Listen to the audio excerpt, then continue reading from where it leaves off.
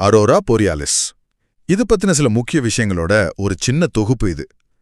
வட துருவத்துல தெரியற இந்த அரோரா லைட்ஸ் பார்க்கறதுக்கு சும்மா கண்ணை பறிக்கும் இல்லையா? ஆனா பாருங்க, இது வெறும் அழகுக்காக மட்டும் இல்ல. இதுக்கு பின்னாடி சுவாரஸ்யமான அறிவியல், வரலாறுன்னு நிறைய விஷயம் இருக்கு. முதல்ல இதோட வரலாறு ரொம்பவே பழசு. ஒரு சுவாரஸ்யமான விஷயம் என்னன்னா, 1619ல கலீலியோ தான் இதுக்கு அரோரா போரியாலிஸ்னு பேர் வச்சாரு. ஆனா யோசிச்சு பாருங்க, இது 30,000 வருஷத்துக்கு முன்னாடி பிரெஞ்சு குகை ஓவியங்கள்லயும் இருக்கு. வட அமெரிக்காவோட இனுவிட் பழங்குடி மக்கள் என்ன நினைச்சாங்க தெரியுமா?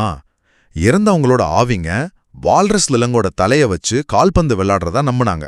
அடுத்ததா இந்த கலர்ஸ். இதுக்கு பின்னாடி என்ன சயின்ஸ் இருக்கு? சரி, இந்த பச்சை சிவப்பு நிறமெல்லாம் எப்படி வருதுன்னு என்னைக்காவது யோசிச்சிருக்கீங்களா? சிம்பிள் தான். காத்துல இருக்கிற வாயுக்களையும் அதோட உயரத்தையும் பொறுத்து நிறம் மாறும்.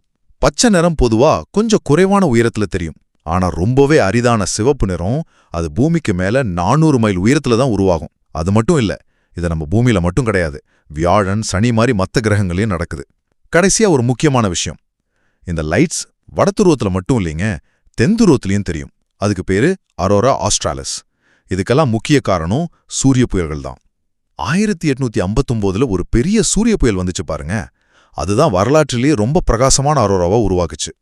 அதே மாதிரி ஒன்று இன்னைக்கு வந்தா நம்மளோட டெக்னாலஜிக்கு அது பெரிய பாதிப்பும் உண்டாக்கும். சுருக்கமா சொல்லணும்னா, அரோராங்கிறது வானத்துல நம்ம பார்க்குற ஓவியம் மட்டும் இல்ல, அது பூமியோட வரலாறு, புராணம், விண்வெளி அறிவியல்னு எல்லாத்தையும் நினைக்கிற ஒரு சக்தி வாய்ந்த நிகழ்வு.